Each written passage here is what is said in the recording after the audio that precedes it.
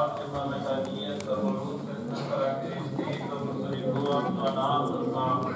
Ο Απόστολος Παύλος, απευθυνόμενος του Ρωμαίου, αλλά και προς όλους τους χριστιανούς λέει: είναι πλέον ώρα να σηκωθούμε από τον ύπνο της αμέλειας, διότι τώρα η μέρα της Δευτέρας Παρουσίας είναι πλησιέστερη σε μας, παρά τότε που πιστέψαμε.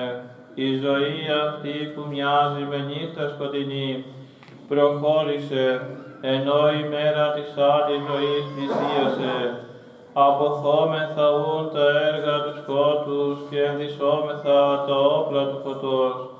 Ας πετάξουμε λοιπόν από πάνω μας τα έργα της αμαρτίας που γίνονται στο σκοτάδι και ας ντυθούμε σαν όπλα τα φωτεινά έργα της αρετής. Όπως συμπεριφέρεται κανείς την ημέρα που τα βλέμματα πολλών τον παρακολουθούν, έτσι και εμείς ας συμπεριφερθούμε με ευπρέπεια και σεμνότητα, όχι με άσεμνα φαγοπότια και με θύσια, ούτε με πράξεις εσχρότητος και ασέργειας, ούτε με φιλονικίες και ζηλοτυπίες, αλλά να εντυθούμε σαν ένδυμα της ψυχής μας τον Κύριον Ιησού Χριστόν, ώστε στην όλη ζωή μας να μοιάζουμε με Αυτόν. Με το όλο ιερό κείμενο ο Άγιος Απόστολος μας καλεί σε μετάνοια και γρήγορση και μας ζητεί να κάνουμε δύο ενέργειες. Πρώτα να πετάξουμε από πάνω μας τα έργα της αμαρτίας και έπειτα να ντυθούμε και να οπλιστούμε με τα όπλα του φωτός και της αρετής. Να μισήσουμε δηλαδή την αμαρτία και τα έργα της, να αγαπήσουμε τον Χριστό και την αρετή, να αφήσουμε τη νύχτα και τα μαρτωλά της έργα και να ζήσουμε πλέον μέσα στο φως της ημέρας, της νέας εν Χριστώ ζωής. Διπλό λοιπόν το έργο της μετανοίας, ξερίζωμα και ένδυση, μίσος και αγάπη, απάρνηση της αμαρτίας και αφοσίωση στον Χριστό. Ας μην νομίσουμε ότι κάλεσμα αυτό δεν μας αφορά, αλλά αφορά μόνο τους ανθρώπους που βρίσκονται μακριά από τον Θεό. Καθώς εισερχόμαστε στην Αγία και Μεγάλη Τεσσαρακοστή, η Εκκλησία μας επέλεξε αυτό το αποστολικό ανάγνωσμα για να καλέσει όλους και εμάς που νομίζουμε ότι είμαστε προδευμένοι χριστιανοί σε μετάνοια. Διότι αν ψάξουμε καλά μέσα στην ψυχή μας, θα δούμε ένα σωρό πάθη και επιθυμίες αμαρτωλές, σκέψεις και φρονήματα σκοτεινά, αλλά και στην καθημερινή μας ζωή κάθε τόσο πέφτουμε στα ίδια και στα ίδια. Ας ξυπνήσουμε λοιπόν από το λίθαργο της αδιαφορίας και της αμέλειας, ιδιαιτέρως τώρα καθώς μπαίνουμε στο στίβο των πνευματικών αγώνων. Ας κάνουμε ένα νέο ξεκίνημα με ζήλο και θα το ευλογήσει ο Θεός. Στη συνέχεια ο Απόστολος Παύλος αναφέρεται στο θέμα των φαγητών που ταλαιπωρούσε τότε τους χριστιανούς. Λέει λοιπόν ο Θείος Παύλος να δέχεστε με καλοσύνη εκείνον που είναι αδύνατος στην πίστη και εξαρτά τη σωτηρία του και από τη διάκριση των φαγητών και των ημερών, χωρίς να συζητάτε και να επικρίνετε τις ιδέες του.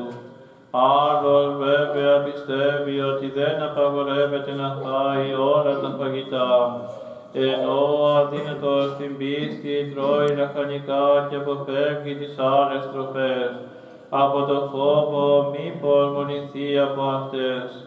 Εκείνος που λόγω της χειρότερης πίστεως τρώει από όλες τις τροφές, ας μην περιφρονεί ως ενοκέφαλον εκείνον που δεν τρώει από όλες, και αυτός που δεν τρώει από όλα, ας μην κατακρίνει εκείνον που τρώει.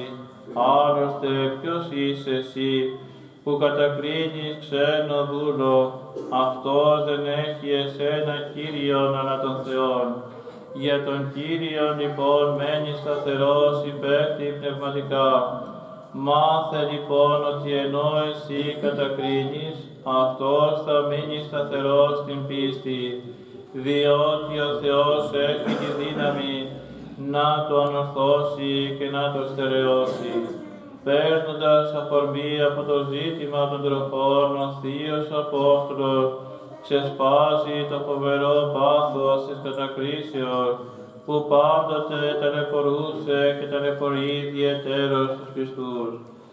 Αν εξετάσουμε προσεκτικά τον εαυτό μας, θα δούμε πόσο πάσχουμε κι εμείς το θέμα της κατακρίσεως, πόσο εύκολα ανοίγουμε το στόμα μας για να κρίνουμε τους άλλους αδελφούς μας, και μας εγκαλεί ο Απόστολος Παύλος και μας ρωτά: ποιοι είμαστε εμείς που κάνουμε τους δικαστές των άλλων? Με ποιο δικαίωμα αρπάζουμε το δικαίωμα του Θεού, που είναι ο μόνος κριτής όλων μας? Επιπλέον, όταν κατακρίνουμε, χωρίς να το καταλαβαίνουμε, αποκαλύπτουμε την κακία που έχουμε για τους αδελφούς μας και το μεγάλο εγωισμό μας. Νομίζουμε ότι ξέρουμε όλα και ότι έχουμε το δικαίωμα να καυτηριάζουμε τα λάθη των άλλων.